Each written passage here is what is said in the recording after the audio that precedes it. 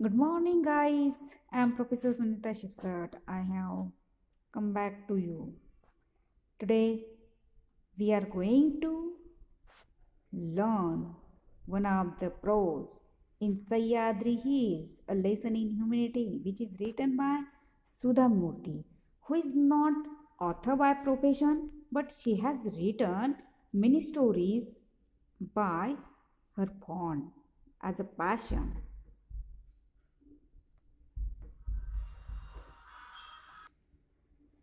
Sudha Murthy. Let's have a look on the author, that is Sudha Murthy. Sudha Murthy is a computer scientist. She is engineer, social work. Actually, she is involved in initiatives such as two orphanages, setting up orphanages, computer labs, and libraries in rural areas of Karnataka. Her well-known works are How I Brought My Grandmother to Read and Other Stories in 2004, The Magic Drum and Other Favorite Stores in 2006, The Bird with Golden Wings, Stories of Wit and Magic in 2009, The Day I Stopped Drinking Milk, Life Stories from Here and There in 2012, and Grandma's Bag of Stories in 2012, etc. Now let's have a look on the theme of the lesson. Sahyadri Hills, a lesson in humility, is a story by Sudha Murthy about her experiences with the tribals in the hilly area. She had brought clothes and umbrellas for the children studying in the rural school there. However, the senior-most person of the tribe, Thandappa, refused to accept them. The children expressed their wish to learn computer and asked for books written on this topic in Kannada. Sudhamurthy promised to look for them when she was back in Bangalore. She said that she would write one herself if she could not find any. This made the children happy.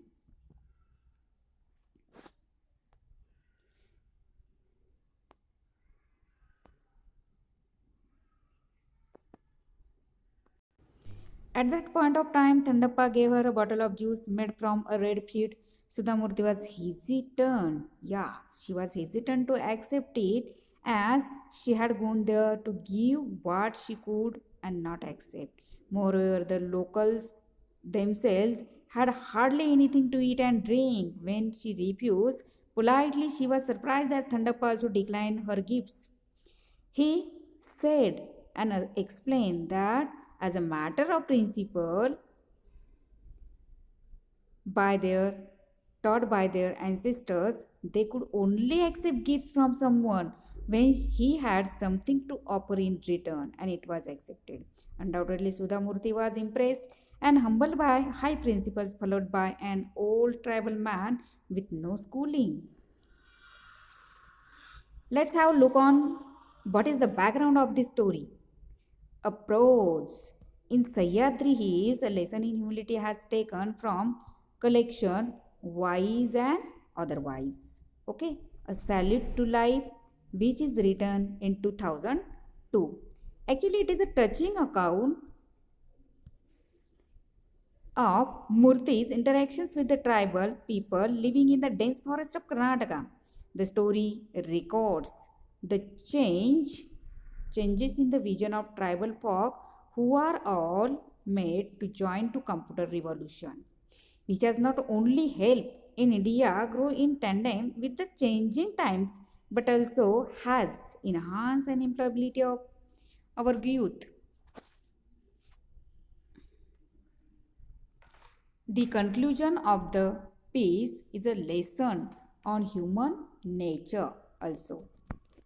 Human nature. Human nature is important thing mentioned here.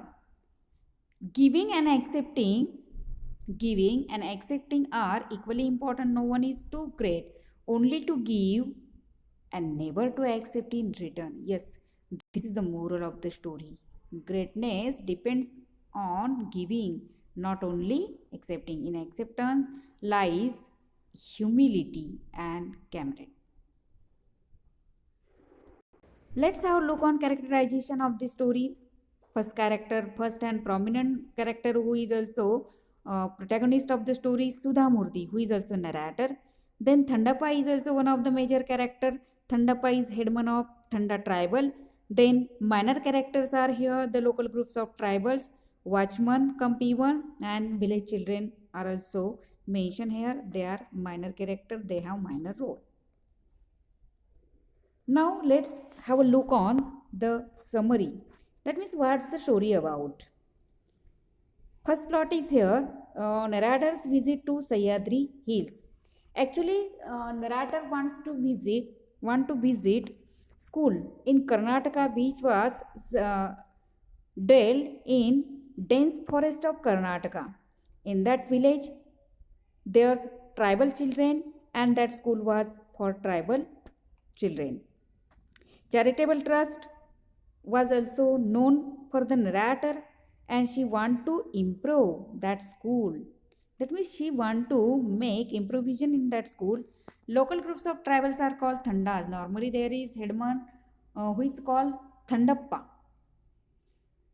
All the people in that village obey Thandappa. They also keep his word, and also he is senior most person of that tribe, and he is considered supreme power, almost as a living god. Everyone obeys him, respects him, and practices the customs taught by him, because he was only one who gave directions for all those. Second plot is here, arrival of the narrator in the village. When narrator arrived, it was a rainy day, and that time it was raining. Villagers stood staring at her because she was stranger for them. They were tribal people, and in that village, nobody was like her, and so she was as a stranger for them. Then lady made an exclamatory sound. Then narrator asked one of the lady who was bringing water pot. She asked about school address, that means where the school was situated. That old woman told about the address, and narrator started for the school. When she entered that school, it was small room, that means small room with two chairs. That means office was only of a small room with two chairs, two tables, and board, and with a pot of water beside it. Children were playing outside, and when narrator saw about facility, there's no electricity, no light, no fans like as a city school. Narrator found no staff around the school. Obviously, if that school there should be teaching staff, non-teaching staff, but in that school there was no staff. Actually, in that school only two teachers were working, and one of the clerk come peon. He welcomed the narrator.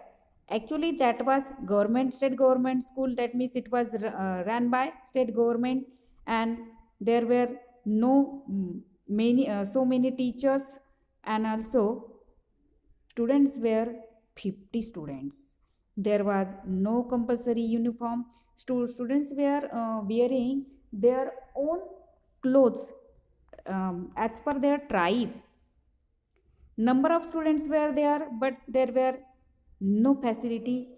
Their parents were illiterate, so they were not aware about the facility or services uh, should be given by that school. Next plot is here, narrator's meeting with narrator's meeting with watchman come P1. That means that watchman was everything for that school. That means he works as a watchman, as well as he cleans all the school campus also. When she saw narrator, he became very happy. When asked about the problems faced by the school, Thandappa informed her that commuting to school was difficult during rains. The next narrator went back to the village once again. That means this is narrator's second visit to that school. Now, in the following months, that means in winter season, narrator once again visited that school. That time, rain was not there, rain was over, whole atmosphere was very beautiful, like as a paradise, because greenery was there. That school was in dense forest, greenery was there, but there's no mud, no frogs, and birds were cooing, sky was clear, and many rare flowers had bloomed. Whole landscape has been changed. It was very beautiful landscape. Narrator asked some children in the village about their wish. In this plot, narrator had interaction with the school children. She interact with those children, also ask them about their will, about their wish. That time, narrator understood that in spite of living in that village, the school children had wish, had strong will to learn computers, to take advanced knowledge, and that's why narrator decided to give electricity as well as computers for that school. Next plot is here. Narrator's meeting with Thandappa. This time, narrator visited Thandappa secondly, and this time, narrator has brought some gifts for Thandappa, for tribal people, as well as school children.